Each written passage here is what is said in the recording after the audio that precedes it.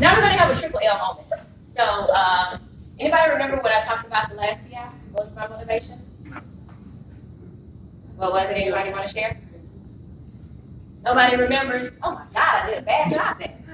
Well, hopefully you remember this one. So, be the one. Yes, thank you, artists. Yeah, let's talk about be the one. So, triple L motivation for today is talking about mistakes. And how many of you all have ever made a mistake? Should be all of our hands are up. So I'm going to share some of my mistakes and then why we shouldn't really care about them, but then again we should. So it started a long, long time ago. Like you guys remember back in your elementary days and your high school days when we were just foolish and making some of the dumbest decisions we could ever make. So this right here was my 12th grade report card, if you can see. So I was really, really smart in the classroom, but also had, like, if you can see, yeah, I had a back. You can't read it because you're all the way back in the back behind it. So this was my high school report card. A whole bunch of A's. English wasn't my best subject, and then I had that fat D on the exam in history. And so I remember I was in the spelling bee when I was in 3rd grade. And so I was like sitting up there so proud because my dad's in the audience, and I'm like, I got this. And they're sending me all these big words like encyclopedia and spelling dictionary and all this good stuff. And then it was me standing there and another girl standing there, and I was like, I'm going to win it. I got it. I'm going to be the spelling bee champion until I misspelled the word. And the word was daffodil.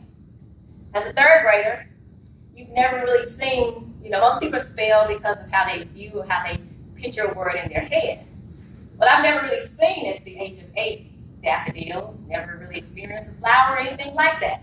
So I spelled it just out of pronunciation. Daffidil. How many of you all would have spelled daffodil like that? No, because you know better now. And so at that moment, I'm like, she's like, no, Lori, that is incorrect. And my heart literally just dropped to my feet because I said, my dad's here, he's watching me, and I'm not the spelling bee champion. I felt like I was losing.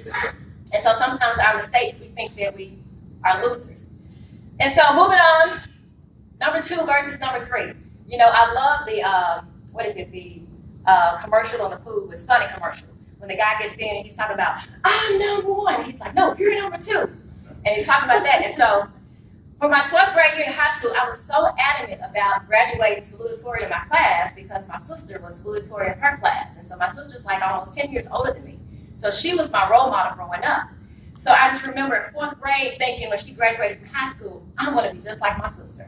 I'm going to graduate salutatorian. I'm going to study. I'm going to do my work. And so by 12th grade year, I'm pushing hard. I'm making the grades. But what I didn't know was the school selected salutatorian based on the first semester grades. So as you can see from my report card, I had like 2 B's in English first semester. I missed salutatorian by 100th of a point on my GPA. And so the girl ahead of me, she had like a 4.61 and I had a 4.57. So it was like 100th of a point. And so she was able to be featured in the yearbook as a salutatorian. But by the time I got this report card and I finished the year strong, as you can see up there in the corner, my little thing works, it actually has an outranked class. Rank is number 2. So I really did finish my high school 12th grade year as a salutatorian, but I wasn't recognized in the yearbook. So that's the difference between number 2 out of my class versus number 3. I felt like a loser. So as you can see just from the English grades, I had a challenge with reading. And I still do to this day. And my son kind of picks up after me too. I have a reading comprehension problem. How many of you all have to read a sentence or a paragraph and like, what did I just do? Mm-hmm. And you have to read it 2 or 3 more times and you don't comprehend what you're reading? So that was me. So I had to really, I knew how to do the classwork. I'm a visual learner, but reading comprehension was not my cup of tea. And so I struggled in school with taking tests. That's why I got a fat D on the history exam. I didn't understand what was the Mexican war versus who was the lands and Indians of the Pontotoc near the river. I didn't understand any of that stuff. I just, it lost me. These are awesome. Yeah.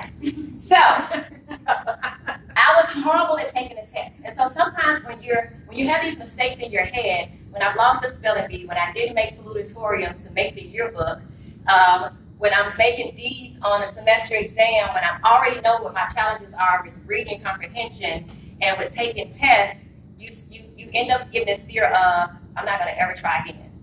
And so that was me. It was like, I'm not taking any more tests. I didn't know how I made it in college, but in my mind was like, I'm not going to ever take a test again. And so fast forward to now. So I remember enrolling we signed up, and when Sonia left, and it's like, yeah, you guys take this RT class again. I've already done the Scrum Master class. And then the teacher said, and then there's an RT certification exam. And I was like, yep, well, that doesn't apply to me. Even when we did Lead and Safe, they said, well, you can take this Lead and Safe certification and get certified. I was like, nope, I don't do testing. And so literally all my life, I have backed down from doing testing because I felt like I'm going to make another mistake. And so sometimes mistakes can cause you to have PTSD, which is that post-traumatic stress disorder. You don't want to deal with it. And so it just trickled into my learning career and my education career, but mistakes kind of filtered into how I ended up raising my children. Me going into multiple marriages, me filing bankruptcy, having a foreclosure on my record, like all this stuff I kept saying, I suck. Like I am such a mistaker, if that's a word. And so when I think about all the things that I've done, I have to say, well, you're older now. And so I always remember that a mistake is always a lesson. And so sometimes you may think, yeah, you made that mistake, you didn't quite get your stuff into version 1 like you were supposed to, or yep, Scrum Master asked me to do that and I did get it done. Or it may have been a mistake in your career choice. Maybe this wasn't your first choice or your second. Maybe it was the relationship that you chose. Maybe you felt like that was a big mistake. I've done that twice. Or maybe you felt that some financial decision that you made was a big mistake and you have to end up paying for those mistakes. But I would just say that take the L. My sons always say, they get ready to win a game, they say, loser, that stands for losing. But for this particular case, it stands for it's a lesson learned. And so my motivation to you guys today is to don't give up on your hopes and your dreams, on your aspirations because you made a mistake before, because you've learned more since then, you're educated more, you've gone to more places, you've experienced more, you've hung around with some amazing people, and you've learned some things that you didn't know maybe 10 or 15 years ago. So I would just say, take the L, take the lesson, it's a life lesson, and just try something again, try that business plan again. It may be something that you're trying to do outside of FedEx. Go after it.